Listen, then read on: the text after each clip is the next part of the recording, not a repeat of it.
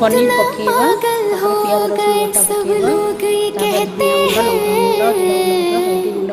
बातों ही बातों में हम तेरा नाम लेते हैं, बातों ही बातों में हम तेरा नाम लेते हैं। दही ऐड करेगा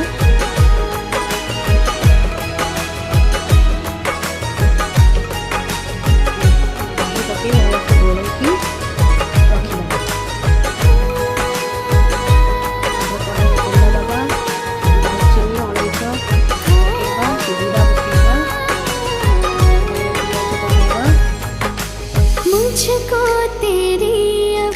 वफा मिल गई है, जीने की तू बस वजह बन गई